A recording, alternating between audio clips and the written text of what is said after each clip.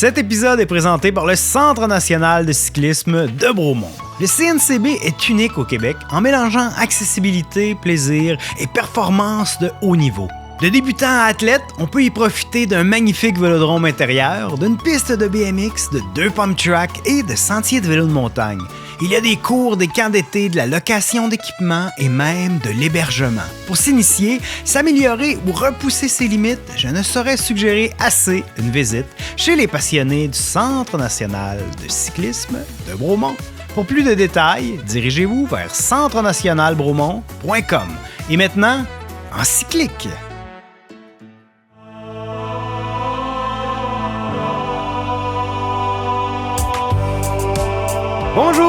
Bonjour et bienvenue à Encyclique, un podcast où nous donnons notre vérité sur tout ce qui touche de près ou de très loin au vélo. Je suis Jonathan Bérois.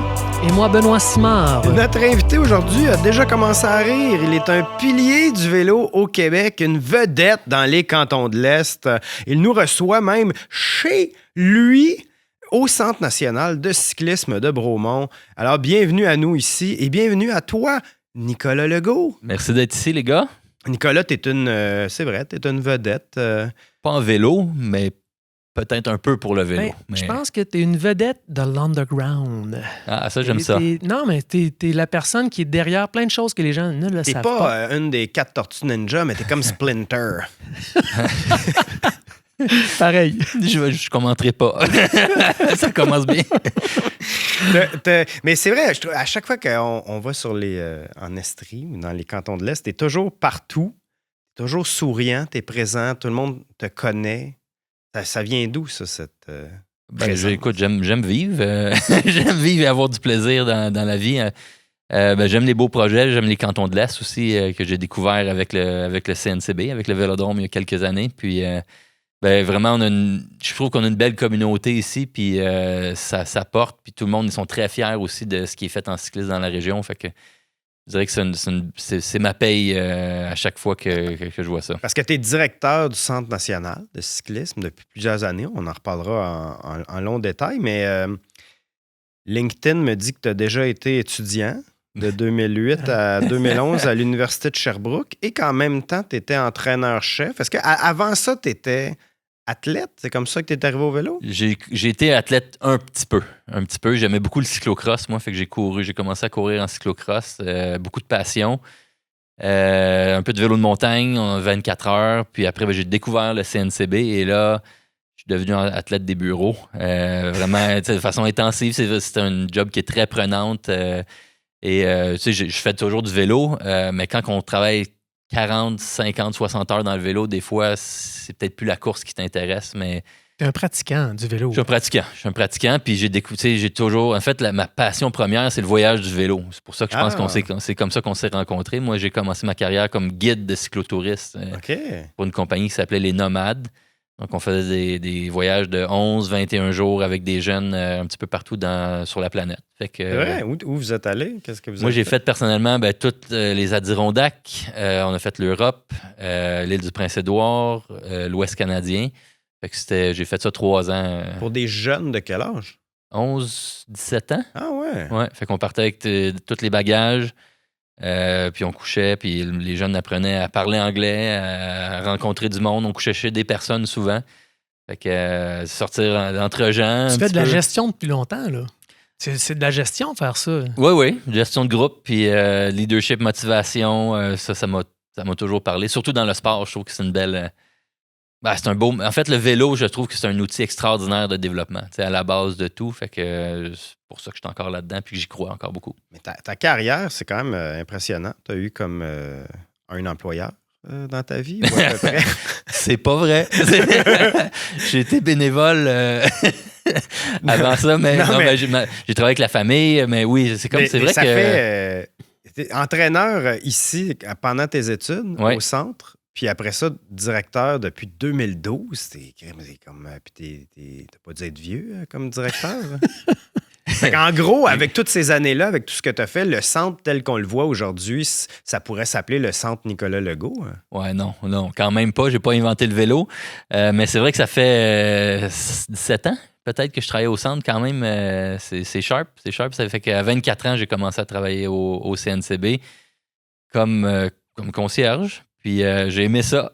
J'ai aimé ça, mais au fil des temps, puis pour ceux qui ont déjà Le petit bâtiment passé- original, toi, tu as connu sa construction. là, Ouais, à comment côté ça a ici. changé dans toutes ces années-là? Ben, en fait, c'est sûr qu'il y avait une autre direction à ce moment-là. Quand je suis rentré, c'était assez populaire, mais c'était vraiment des athlètes de pointe qui habitaient ici. Fait qu'il y avait un petit peu moins, je dirais, la communauté qui venait. Tu sais, même quand j'ai commencé, le voisin me demandait c'est quoi ça, le centre national? Qu'est-ce que vous faites? Tu sais, Le voisin du centre. il le voisin s'appelle du pas. centre aussi. Ah ouais. Fait que, tu sais, ça a été un bon travail de démocratisation, puis faire connaître le centre, puis de partir des clubs, qu'il y ait plus de monde qui pratique le vélo dans la région. Puis aujourd'hui, ben, il y a une bonne partie de Bromont qui a déménagé pour le cyclisme, que leurs enfants pratiquent le vélo. Tu sais, ça doit être une des seules villes où il y a plus de jeunes qui font du vélo que du hockey au Québec. Fait que ça, on est bien fiers de ça. Ça a été fondé en quelle année? 97. Fait que, tu sais, il y a quand même une histoire aussi avant moi avec Puis- des... Ben, à Bromont, il y a eu les Coupes du Monde en début 90, Exact. 92.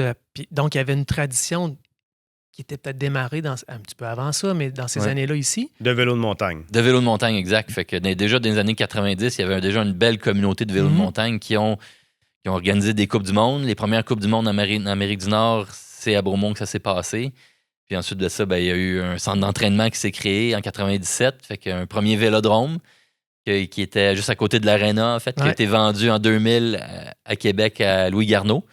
Puis ensuite, ben, on a trouvé un premier financement. En fait, dans le même financement que le CEPSOM, il y avait un gros financement provincial à ce niveau-là pour des infrastructures sportives. Puis on a passé là-dedans pour acheter un premier vélodrome extérieur qui était le vélodrome d'Atlanta. Ouais, à la base, c'est un camp d'entraînement. Le centre national, c'est un camp d'entraînement ou un centre d'entraînement centre plutôt d'entraînement. pour les athlètes en vélo de montagne. Puis le vélodrome ou les vélodromes qu'il y a eu, c'était pour des athlètes de piste ou c'était comme les vélos pour s'entraîner aussi? Ben, la vélo de montagne Parce que a le premier été- était extérieur pendant Oui. longtemps, jusqu'à Ouais. super récemment. hein. Oui, ben, c'est sûr que le cœur, c'était le vélo de montagne. Après, la route s'est jumelée à ça, puis c'est devenu vraiment où il y a toutes les disciplines qui sont représentées. Le BMX Ouais. a pris de la place aussi assez rapidement dans les années 2000. Donc, je dirais que c'est assez multisport. Puis je pense que ça a été la force du CNCB à travers toutes ces années-là. C'est qu'un athlète pouvait venir ici, puis c'est beau, je vais faire mon entraînement à piste. Mais le soir, je me retrouve avec la gang de BMX. Ça se challenge un peu. Le lendemain, ils s'en vont à piste. Puis tu sais, cette richesse-là est venue par le fait. Là. Toi, t'es assez fort en BMX aussi, je pense, Nick. Je sais pas où ça en veut venir, mais j'en pratique moins présentement. Mais c'est un sport qui demande beaucoup de pratique. C'est très technique. Pour vrai, c'est vraiment.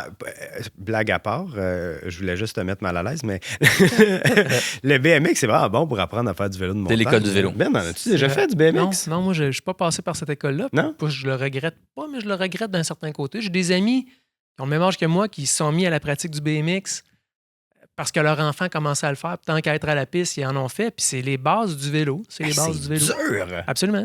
Physiquement, Ouais. t'es comme crème. Je vais juste. Une pump track là, en BMX, je vais me laisser aller, là, des rouleaux, mais crème, tu sors de là, t'as mal au bras. Là. Ben, c'est technique. Je vous l'annonce. Oui, puis c'est un sport très familial, puis on le voit dans les statistiques dernièrement. C'est un des sports au Québec qui a la plus grande augmentation. Puis c'est le fun quand il y a une compétition ici, ben famille arrive, puis tant qu'à être là, ben OK, je m'inscris moi aussi. Les parents, puis, hein? ouais, les parents Ouais. embarquent, puis ça fait une belle dynamique là, de se déplacer à travers le Québec en camping, puis suivre sa gang. Là. Puis j'allais dire ça, justement, moi, le fait que moi, j'ai connu le centre comme athlète en vélo de montagne à l'époque. Ouais, t'as resté ici. Puis, je venais faire des séjours.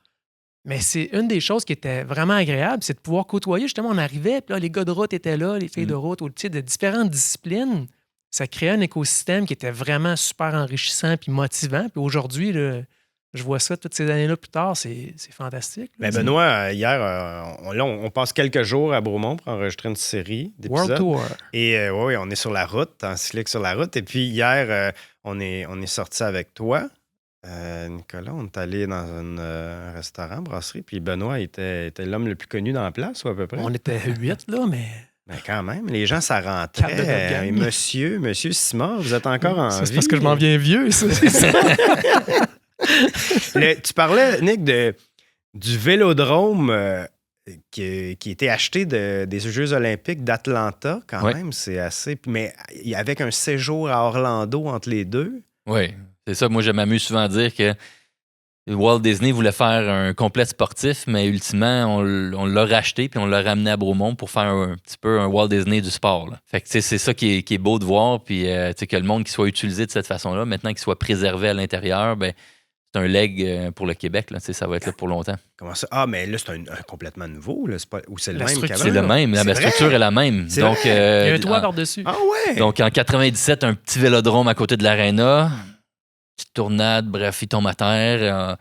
On en trouve un autre, fait que celui d'Orlando, en fait, est déménagé ici en 2000, puis il a été là de 2000 à 2021 à l'extérieur. Puis évidemment, tout le monde qui a un deck en bois à la maison, après 20 ans, tu peux passer à travers facilement. Donc, ça ressemblait à ça, le vélodrome. Il y avait des trous, on zigzaguait à travers les trous quand on s'entraînait. Puis là, ben, à force de l'entretenir, c'était vraiment tough. Là, ça n'avait pas d'allure. Fait qu'on on a parti un gros projet, puis ça a vu le jour là, officiellement. Ben, on a ouvert en septembre 2022. Donc, la même structure, on l'a démonté comme un mécano, l'a mis à côté. On a bâti le bâtiment ici, puis on l'a remonté. Puis je pourrais vous montrer tantôt, là, mais on est à 6 pouces près du bâtiment, de la limite du bâtiment. C'est des Legos. Ah ouais. Ouais. C'est vraiment impressionnant.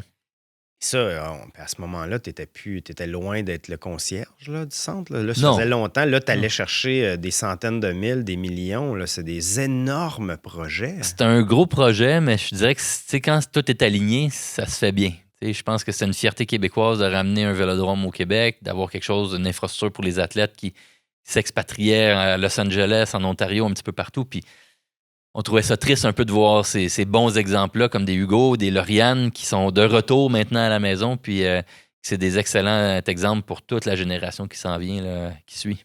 Combien tu pensais, quand tu as commencé relativement jeune ici, que ta job était pour devenir si politique? Ouais, ben, en fait, je sais pas. Moi, j'ai du plaisir à jaser. Ouais, vraiment. Puis on va toujours chercher des mentors. Puis on avait une mairesse ici qui s'appelait Mme Quinlan, puis une excellente politicienne. Puis on s'est très bien entendu. Fait que j'ai suivi un petit peu son modèle. Puis ça, à la base, un bon mentor. Ça fait partie des qualités d'un bon gestionnaire de savoir s'entourer puis d'aller chercher les ressources qui vont te permettre. Puis, je veux dire, tu as été un petit peu peut-être autour de ce noyau-là, puis tu as bâti ça. Donc, ça fait partie de tes qualités de savoir t'entourer comme il faut. Là. Ben, merci. Puis, tu sais, il y a toujours J'ai fait un cours en plein air, moi, à Gaspésie. Puis, tu sais, je suis arrivé là, je connaissais pas grand-chose sur le plein air. Mais il y a une chose que je retiens, c'est on est toujours rookie dans quelque chose. Fait que on sait jamais tout. C'est ça que ça veut dire un peu. Fait que d'être toujours en amélioration continue, je pense que moi, j'apprécie ça dans ma vie, puis je pense que c'est une bonne méthode pour les athlètes, les entraîneurs, de pas savoir. Puis une des personnes qui m'a beaucoup influencé, un gars comme Eric Van Den Heijn, que tu connais sûrement. Qui est entraîneur ici. Qui est entraîneur ici depuis, en fait, on a fêté probablement ses 35 ou 40 ans de service. Ben, lui, c'est une de ses forces. C'est un grand motivateur, mais il est toujours là, il est toujours à l'écoute. Ouais, toujours à l'écoute, puis toujours prêt à apprendre. Puis tu sais, on parle d'un vélodrome depuis tantôt, mais c'est vraiment un complexe. Mm-hmm. C'est devenu un complexe. On voit, il y a des gens qui jouent au pickleball, il y a des gens qui font du BMX. Hier, on était assis, puis on regardait les gens rentrer avec leur vélo, un vélo de montagne pour faire la pump track, j'imagine, un BMX, un vélo de piste. Donc, c'est vraiment un complexe. Ça, c'est en hiver. Ben, tu sais, en fait, ce qui est le fun, c'est que le centre a grandi avec nous autres. Fait que, tu sais, si je prends quelqu'un, puis aujourd'hui, je dis, hey, toi, tu gères le centre, tabarouette, il y a beaucoup de choses à apprendre, mais ce qui est le fun, c'est que graduellement, on a appris, puis, tu sais, la clientèle compréhensive, sont impliqués, puis ils voient toujours le beau côté, je pense, du centre versus toutes les petites choses qui ne marchent pas. Puis en même temps, ça nous amène beaucoup d'agilité puis beaucoup de flexibilité. C'est ça qui est aussi intéressant dans une business. Tu disais, bon, OK, on trouve que le déneigement, c'est trop cher. C'est quoi nos options? On trouve une machine usagée, parfait. En 2 ans, on l'a rentabilisé, mais j'ai une machine qui est utile pour tout l'été. Je peux entretenir mon site de BMX, mes sentiers avec ça. Let's go. T'sais, on se pitch, puis ça s'avère que c'était un bon move. Là, mais c'est plein de petits moves comme ça qui fait des différences. Alors, comme un arbre, il rajoute des cerceaux de vie à son tronc. Ce qui est assez unique, c'est que ta clientèle, c'est à la fois des athlètes ultra élites qui s'entraînent au niveau olympique et tout le monde, la communauté des cantons de l'Est, de Bromont, pour un paquet de sports dont Ben a parlé, et aussi à travers le Québec. Donc, tu vas essayer n'importe quel aspect du vélo, tu viens ici, puis là, t'as tout. Puis là, cette communauté-là vous a aidé aussi au fil des années. Tu m'avais mentionné justement ce nouveau vélodrome-là, quand pour la construction, le bois n'était pas arrivé ça, c'est une bonne histoire. Hein? Ça, c'est une bonne histoire. Puis ça, écoute, ça pour vrai, ça, c'est des éléments qui font chaud au cœur. Tu sais. Construire un vélodrome, le bois comme ça, là, c'est à peu près 16 à 20 semaines. Okay? Tu reçois le bois, tu commences à installer ça tranquillement. 20 semaines plus tard, tu ouvres, puis ça marche. À cause, je ne sais pas si vous vous souvenez, il y avait un petit conflit là, en Ukraine, puis avec la Russie. Le bois qui vient de Finlande était pris dans la mer Baltique.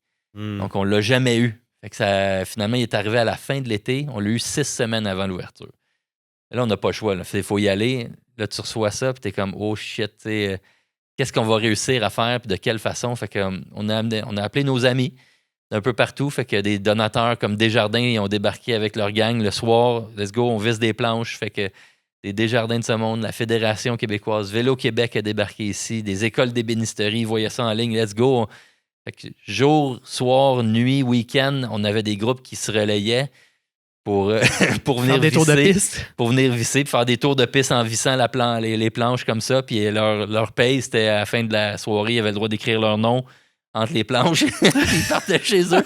Fait que, tu sais, en dessous, partout, entre les planches, il y a des personnes qui ont contribué, ils ont écrit leur nom. Là, fait que c'était bien cool. C'est malade. T'avais une gang de cyclistes qui venaient de Montréal aussi, je pense. Ça, c'était au tout début de la piste. On avait la gang. La piste extérieure. La piste extérieure. Fait que quand j'ai commencé, c'était pas si populaire que ça, la piste, mais il y avait une gang de crinqués de Montréal, qui s'appelait la gang d'iBike, qui est devenue iBike, en fait. Fixie, eux, c'est ils venaient en fixe, là, ils partaient de Montréal.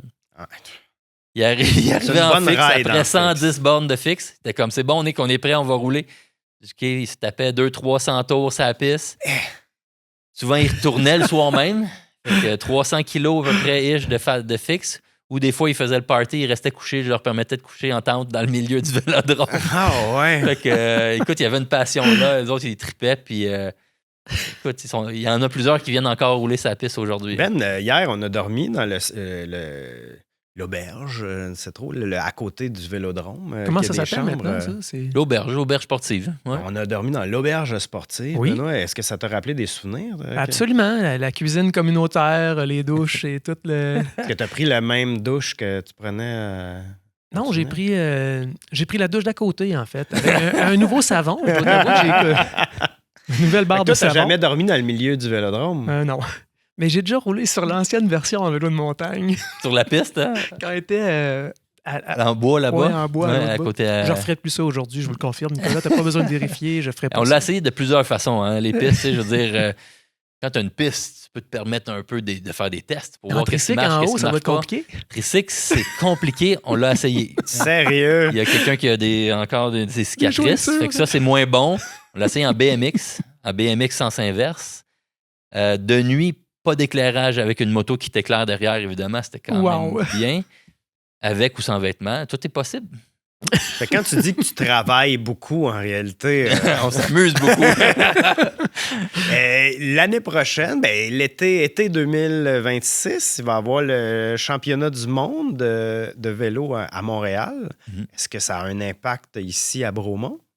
Ce qui est le fun, c'est que depuis l'ouverture du vélodrome, on a un rayonnement qui est un peu plus grand que le Québec et le Canada. Il y a beaucoup de monde qui prennent l'exemple du vélodrome, puis c'est un exemple de communauté, fait que ça fait parler de plus en plus. Puis dans le cadre des mondiaux, ce qui est le fun, c'est que, évidemment, les équipes vont venir compétitionner à Montréal.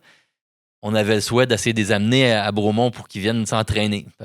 Arriver d'avance. Arriver d'avance, après les Grands Prix aussi, de venir. Le parcours a été officialisé, il est public? Oui, fait que le départ du contre-la-montre se fait de Montréal, mais le départ de la course sur route se fait du quartier 10-30, donc c'est quand même proche. Là. Ici, on parle d'une trentaine de minutes là, pour aller au départ de course. Et j'ai vendu que le Mont Shefford, ça ressemblait beaucoup au Mont-Royal. Fait que, le monde venir s'entraîner, moins de monde ici. Puis, on a des super routes aussi d'entraînement. Donc, on a plusieurs équipes qui ont confirmé là, qui souhaitaient venir dans la région ici. Comme qui? Plusieurs équipes. Toutes les grandes équipes vont être ici. Je pense que les championnats du monde à Montréal, ça va être probablement le plus gros événement, tout sport confondu, à avoir lieu depuis les Olympiques, Québec, je pense. Depuis les Olympiques. Oui, définitivement. Fait que c'est sûr que... Des milliers d'athlètes. Fait qu'on peut s'attendre à voir des gens De où? Plus connu que nous trois, ensemble, même regroupés. Mais c'est sûr qu'on peut, on peut penser à la France, le Canada. Des pays, là, Nick, des je te pays demande proches de quels l'Italie. pays vont venir et tu me réponds Tous les le pays Canada. du monde, Jonathan. Tous les pays du monde. Ouais. Non, mais tu vas recevoir, là c'est parce que tu veux pas en parler? T'as-tu déjà travaillé à TVA, toi? Ou je sais pas. Est-ce que... Parce que... Non, mais pour... Mais on travaille avec la Slovénie. On travaille avec la Slovénie, on travaille avec plusieurs pays. Qui en Slovénie? Joe, ceux qui seront qualifiés pour les Jeux... Exactement, mais ça, c'est la bonne réponse. Ça, c'est les équipes qui vont choisir. Ça, c'est la bonne réponse. Donc, des cyclistes slovènes pourraient être vus à Bromont. Si jamais ils réussissent toutes leurs compétitions cette année, au monde, Jonathan. sans être blessés, s'ils sont pas malades, donc, mettons, Morej Mogatchar, possiblement. Je connais pas, mais s'ils viennent de la Slovénie, potentiellement. Non, mais oui. on garde des portes ouvertes. On garde les noms secrets. Oui, mais je pense qu'en fait, on le sait qu'au Québec, les plus grands au monde vont être ici, vont être dans le coin. Alors, je pense que le mot ici, c'est d'être attentif à cet événement-là puis d'en profiter pour tout le monde qui aime le vélo. C'est un wow.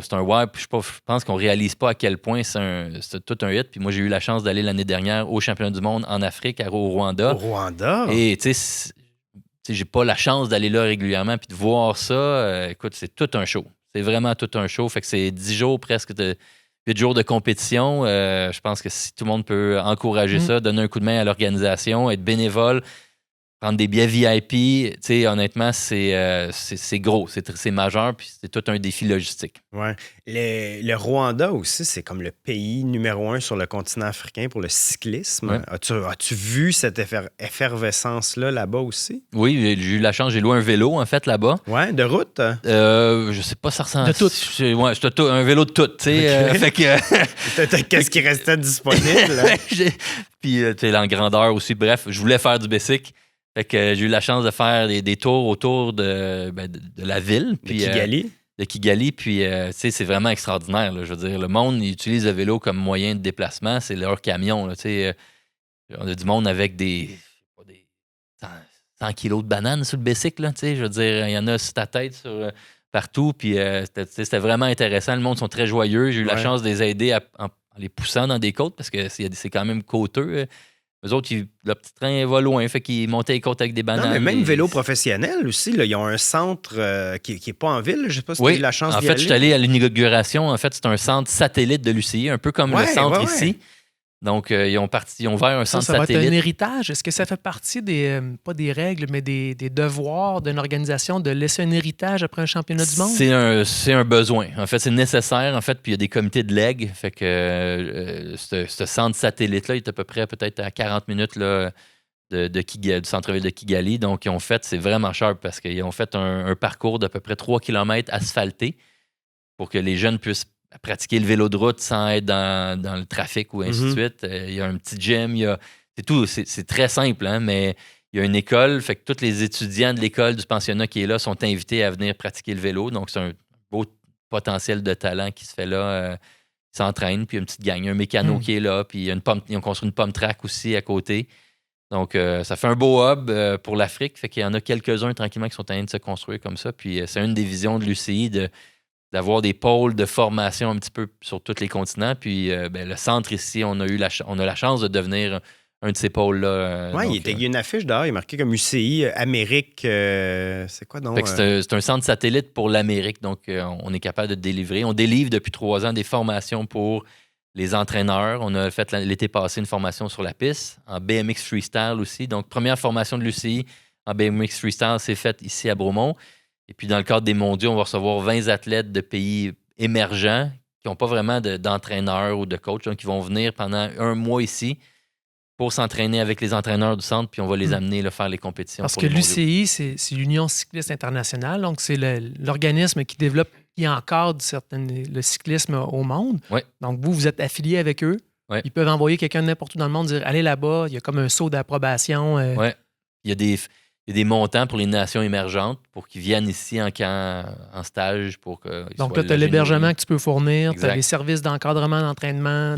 Nourriture, on a la cuisine ici même avec l'organisme Le Centre Marguerite-Dubois qui utilise notre cuisine en fait pour créer des paniers pour les personnes dans le besoin de Bromont.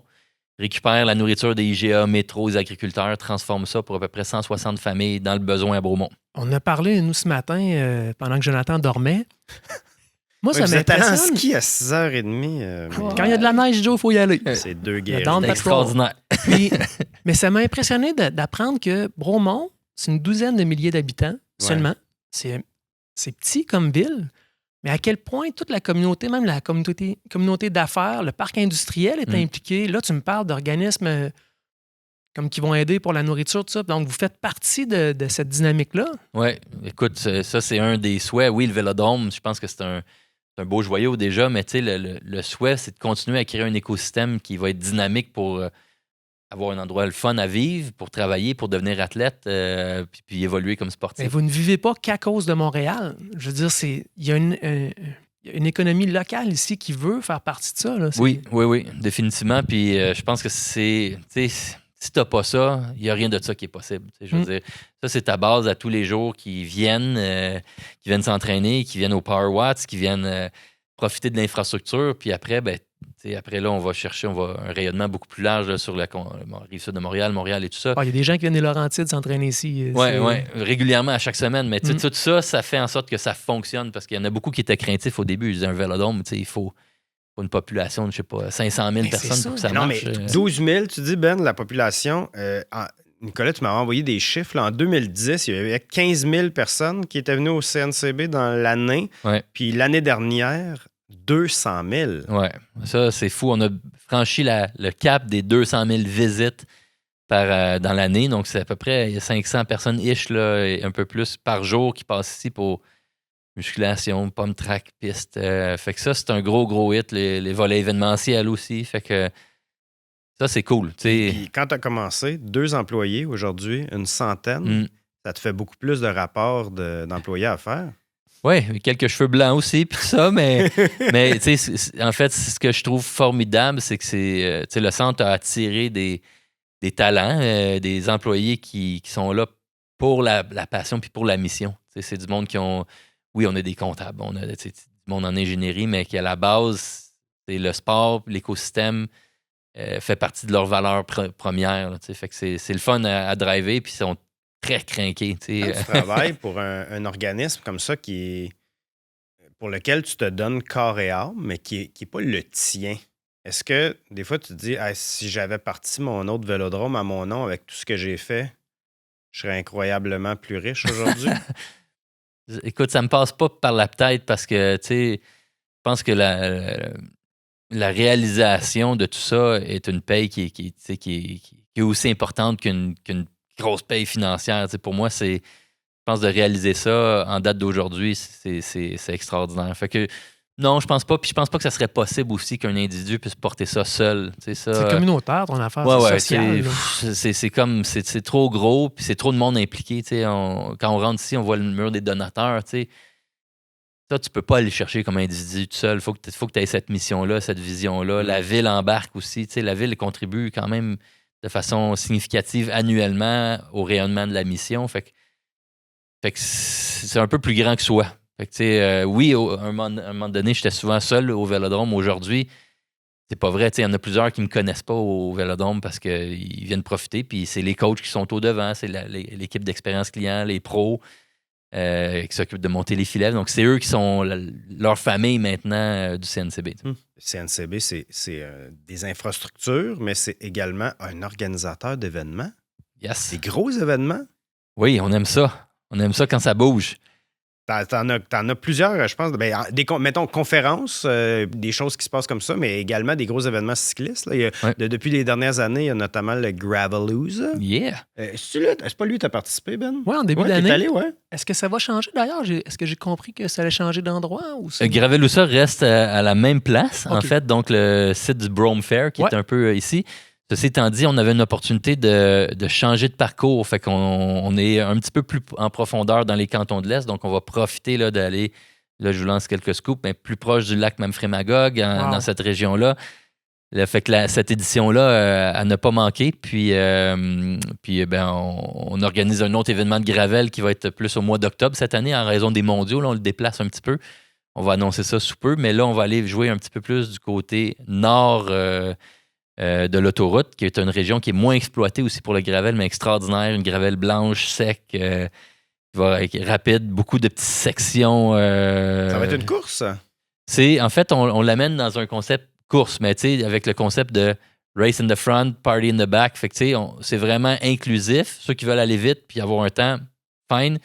Ceux qui veulent le défi de faire un 140 km en gravel, ils ont tout à fait leur place. Puis, parlant de défis, par exemple, moi, Jonathan va croire que j'ai une obsession pour les compagnies d'assurance.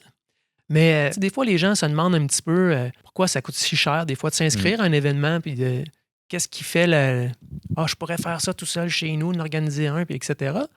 Qu'est-ce qui peut justifier ça, des fois, tu sais, comme le... Ben, c'est sûr qu'un événement, c'est une grande visibilité. Donc, c'est vraiment intéressant pour les sportifs, pour le rayonnement, tout ça, mais ça vient avec une responsabilité aussi, puis une responsabilité de sécurité, d'organisation. On a de plus en plus de monde, puis quand on est en gang, des fois, on l'échappe un peu. Rouler 5 de large, 6 de large, ça se voit souvent. Fait que, je pense que plus les événements grossissent, plus il faut réfléchir à la sécurité. On a des bons coups, il y a des moins bons coups des fois, donc il faut s'ajuster. Puis peut-être, là, notamment cette année, on veut rajouter un nombre de motos sur les parcours, comme ça, ils s'assurent que tout le monde va rester plus sur le bord de la route. C'est des choses qui coûtent à l'organisateur. C'est des coûts. Fait que, évidemment, la nourriture, on essaie d'avoir une petite touche locale puis intéressante. Fait que ça a des coûts, mais en même temps, si on le fait bien, ça peut être en effet des bons revenus qui reviennent pour la mission de l'organisation et de réinvestir dans toutes les petites courses qui sont moins lucratives ou qu'on perd d'argent. Mettons une régionale de vélo de montagne qui manque de l'organisation, mais qui ça en prend pour le développement. Ça en prend. Fait que ça, c'est extrêmement important. Fait que des plus grosses courses permettent de parrainer les plus petites courses qu'on fait en BMX, dans d'autres disciplines ou même en piste. Puis dans tous les cas, ce genre d'événements-là, incluant là, les nouvelles courses de gravel, c'est de faire rayonner le vélo, de faire en fait qu'il y ait de plus en plus de gens qui font du vélo. Fait que c'est pour les événements qui sont à saveur plus grand public, oui. Après, il y a des objectifs qu'il y ait des compétitions de qualité pour les athlètes pour qu'ils puissent, évidemment, compétitionner au Québec puis ils ne doivent pas aller un petit peu partout dans le monde tout le temps. Donc, je pense que c'est donner un circuit de compétition de qualité au Québec et aussi un circuit récréatif, j'aurais tendance à dire, récréatif, plaisant, démocratiser le sport puis continuer à... on est dans le passé, on tenait la 100 B7, viens avec moi, on ramène du monde, puis de plus en plus, le sport grandit. On a une culture au Québec qui commence à être le fun au niveau du cyclisme, mais qui est encore faible par rapport à l'Europe aussi. C'est ça, donc, exact. Attirer les néophytes dans le sport, ça fait partie de votre mission. Totalement. On a demandé des questions sur Instagram, Nick. Il y en a certains qui voulaient poser des questions. Il y a Physio Vélo, peut-être que tu connais, nous a écrit c'est quoi les défis de démocratiser la pratique du vélo de piste? C'est intéressant. Parce que le vélo de piste, quand on prend ça un premier regard, OK, c'est beau, je viens essayer ça une première fois, c'est malade. Je veux dire, tout le monde sort ici avec un sourire. Ça, c'est sûr. C'est très rare parce que c'est une expérience à vivre. Quelqu'un qui aime le vélo, il faut qu'il essaye ça dans sa vie. Après, est-ce que tu viens tourner en rond? C'est-tu ça ton fun de venir tourner en rond 200-300 tours? C'est pas ludique. Il faut que tu trouves ton plaisir, il faut que tu trouves, puis c'est un entraînement extraordinaire pour les triathlètes, pour le monde de route, pour développer ton coup de pédale, pour tout cycliste en fait. Là, je veux dire, lève-toi dans la courbe, là, puis fais un tour debout. Là, t'as les jambes complètement explosées. Fait que c'est un outil d'entraînement, puis un outil pour se rassembler l'hiver qui est vraiment stimulant si t'es tanné d'être sur ton Zwift. Je pense que ça te ravive la flamme sur un méchant temps. Plus on devient compétent, mais plus on devient à l'aise sur la piste. Puis faire une course de piste, c'est flyé. Là. Je veux dire, c'est un flow. T'as pas de break. Il n'y a personne qui va te breaker d'en face. Mais une grosse vitesse. Grosse, pas tout le temps. Il faut que tu trouves ta vitesse parce que si t'emmènes trop grosse, puis il y en a un qui part en sprint, puis toi, tu pars en diesel, c'est beau, c'est fini. Direct là, c'est fini. T'sais. Le choix du braquet. Le choix du braquet est intéressant. Fait qu'il y a beaucoup de technicalité. Puis ce qui est le fun, moi, ce que j'aime sur la piste, c'est la qualité de. Le monde se rassemble et partage leurs connaissances. Fait que, 24 sur la piste en même temps, ils font leur petit top, ça jase. Fait que c'est très convivial, je dirais, comme par rapport à ce qu'on pourrait penser. Là. Fait que, mais il faut apprendre à connaître la piste. Parce que du premier regard, on peut dire hey, on tourne en rond, moi, t'es fou. Fait qu'on peut l'apprendre ici. Il y a des cours d'initiation. Ouais. Tous les semaines, ouais. toutes les semaines, il y a une initiation A, B. Donc, même si on est un bon cycliste, il faut passer à travers parce qu'il y a quand même des technicalités. Puis, on veut s'assurer qu'il n'y a personne qui tombe. Donc, c'est très sécurité, mais il y a des bases à apprendre quand même. Des clippés ou c'est des courroies en cuir, là? Clippés de base. Mais quand tu commences à aller vite, et pour l'avoir testé une fois, si tu déclippes en piste en sprintant, tu as l'impression que ta jambe elle passe derrière ta tête, puis tu revoles assez vite. Puis tu perds un cuissard direct là et un jersey. Quelques morceaux de peau. C'est Ouais, ça. Ouais. Fait que, voilà, c'est pour ça que les sprinteurs mettent souvent des clips. Question de Carl, un ami du podcast, alias Fork Sauce. Salut, Fork. Il te demande ta vision du cyclisme pour le cyclisme spécifiquement de haut niveau au Québec. C'est intéressant parce qu'avec l'arrivée du vélodrome intérieur, on s'implique de plus en plus dans le cyclisme de haut niveau. Avant, le centre, c'était très fort dans l'initiation au vélo. Les camps d'été, les écoles qui viennent ici. On arrivait à un certain niveau, puis après, c'est bon, ça passe au club. Et là, on découvre que le cyclisme de haut niveau, c'est très peu financé au Québec et c'est un enjeu majeur pour les jeunes qui commencent, pour la démocratisation justement de ce sport-là. Ça peut facilement coûter des 15, 20, 25 000 $ par année quand tu commences à être un peu plus performant. Et le sport ne vient pas tout de suite. Ça peut prendre un certain temps avant que tu sois reconnu puis d'avoir un petit peu de bourse. Donc, je pense que le centre, sa place dans cet écosystème-là. Nous autres, je pense qu'il faut, dans le futur, être capable d'aller trouver du financement pour aider les jeunes qui veulent poursuivre dans le sport de haut niveau. Puis le centre va toujours être là, en fait, pour être un peu un filet de sécurité. Parce que ça peut arriver que tu deviennes, j'ai bonne performance, tu vas faire une compétition avec l'équipe du Québec ou l'équipe nationale, mais tu peux vite redescendre. Puis ça fait mal, ça. Fait que si tu perds ton noyau, si tu perds tes repères, ben au moins, tu as un groupe d'entraînement au CNCB. Pour l'émulation, c'est excellent. Tantôt, on voit Laurie Arsenault être ici. Hier, on rencontre Léandre Bouchard, un athlète olympique qui est dans la région ici maintenant. C'est à cause du centre. Il ne serait pas là s'il n'y avait pas ça. Ouais. Donc ça attire l'excellence.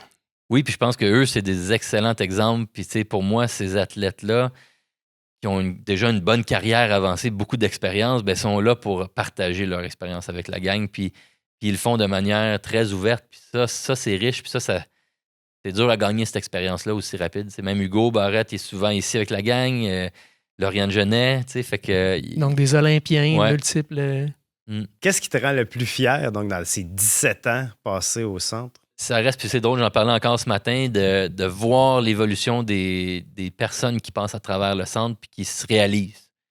J'ai des jeunes qui ont commencé à l'accueil, là, ils dépassaient même pas le comptoir presque, puis aujourd'hui, ils ont 18 ans, ils ont développé un entre-gens, une capacité de répondre aux gens. Fait que tout ça, que ça soit du jeune à l'expérience client, que l'athlète, pour moi, quand tu dépasses, puis tu réalises des choses, pour moi, notre job est fait. Puis il y a beaucoup d'exemples dans le passé. Je parle souvent d'un Randy Ferguson, qui sa première course de vélo, il a pris un micro puis il a dit moi je vais l'animer cette course-là. Puis aujourd'hui, il est rendu aux Olympiques, il est partout. C'est Coupe du Monde. Mondialement reconnu. Mondialement reconnu. C'est parce qu'il y a quelqu'un qui a décidé un jour d'essayer quelque chose puis qui a réussi ça. Un Sylvain Richard qui chronométrait les petites courses de piste dans le temps. Là, il est au curling aux Olympiques présentement. Il est au Red Bull Crash Ice. Fait que c'est du monde qui sont trouvés à travers le CNCB. Là, Nicolas, il est rendu comme l'enseignant au primaire qui enseigne aux enfants de ses anciens étudiants. Il voit passer ces générations-là. Oui, ça commence. Ça c'est un peu spécial, en effet. Puis ça, c'est beau. Mettons, un jeune qui est allé au camp d'été puis qui revient travailler 10 ans après, puis t'es comme, moi, je suis allé au camp, j'ai trouvé ça sharp. J'aimerais ça passer un été ou deux ici avec vous autres. C'est ça. Il a compris un peu les valeurs du centre qui ont été inculquées par les premiers grands qui ont passé ici. On a parlé d'Éric, des athlètes comme Jacques Clarayouz, Lynn Bessette, tout le monde qui ont passé ici, qui avaient ces valeurs-là. Puis si on peut garder un petit peu de ça d'eux autres, puis de retransmettre ça, là, ça va être un coup de circuit. En amour. Plus tu parles, plus je suis en amour avec toi. Oh. Il a le goût de faire de la piste puis se mettre en cuissard. C'est comme... Qu'est-ce qui se passe dans le prochain 10 ans au centre? C'est quoi les développements qui s'en viennent? À part, peut-être, gros hit, recevoir l'équipe de l'Ouganda bientôt. C'est vrai que l'Ouganda, mais les mondiaux sur piste va être un beau moment. Je pense que ça, c'est cool. Après, Je dirais le volet événementiel, commencer à trouver des événements d'un peu plus en grande envergure qui nous donnent aussi, nous autres, un challenge d'organisation. Fait que ça, c'est cool.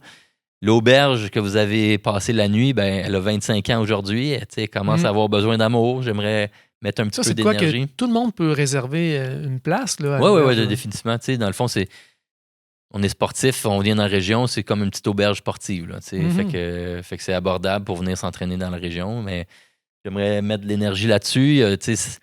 Toucher à des problèmes de société tranquillement qui impactent l'écosystème du centre. Fait que la capacité de se loger à Bromont pour les nouveaux athlètes, pour des nouveaux entraîneurs. Fait que toute cette chose-là, commencer à travailler davantage l'écosystème relié au sport me passionne particulièrement. Incroyable tout ce que tu accomplis. Et tout ce qui reste à faire. Ouais, tout ce qui reste à faire, surtout. Puis je pense que c'est cool. On pourrait s'asseoir sur les lauriers. On a fait un vélodrome. Cool. Mais la vie change vite aujourd'hui. Il faut continuer d'être dans le game puis rester. Faut voir qu'est-ce qui s'en vient dans les prochaines années. Est-ce que tu roules encore? Ben oui. C'est sûr. En fait, je Mais coach le un matin, peu le moins. matin, Il y a un 6 slow heures, leak sur son c'est ça. bike, on l'a gonflé hier. Oui, tu te promènes partout. Je viens en tous les vélo. jours en bicycle au hivernal, CNCB, ben l'hiver et l'été, ouais. Incroyable. Hey, Nick, je termine avec... on a reçu une question, mais c'est pas une question, de Maxime Junot-Hott. Il me dit nouvellement qui habite à Bromont. Il me dit une chose que je trouve fantastique avec le CNCB, c'est à quel point ils ont réussi à en faire un endroit rassembleur, inclusif, autant pour les jeunes qui apprennent à faire du vélo que pour les plus vieux, pour les pros et les amateurs, été comme hiver. C'est une super place pour y télétravailler. Ils ont vraiment réussi quelque chose de bien. Je fais d'ailleurs mon 2e cours d'initiation à la piste vendredi. C'est génial. Ouais, Félicitations. Maxime, c'est le fun de voir, sans l'avoir expliqué, qui voit ça. Ça c'est un beau, c'est des belles fleurs. Et là, je sais que tu vas me dire qu'il y a eu beaucoup d'employés, il y a eu beaucoup de donateurs, mais c'est en bonne partie grâce à toi, tout ce travail et ces Ton accomplissements. travail de rassembleur, assurément. Quand on trouve l'endroit qu'on a du plaisir, ça peut créer ça. Incroyable. Bon. Merci. Merci beaucoup, Nicolas. Merci à vous deux. Pour un les gars qui fait de la piste, il ne tournait pas en rond. Ouh. On va clore ici ce chapitre, mais prenons vos commentaires et vos questions. Nick, on peut voir tous les services du CNCB au centre national bromont.com et sur les réseaux. Et Benoît, comment te joint-on? Vous pouvez nous joindre au Encyclique avec un S. Et je suis disponible au @ Jonathan Berroy. Merci beaucoup pour votre écoute et à bientôt pour d'autres encycliques. Ah!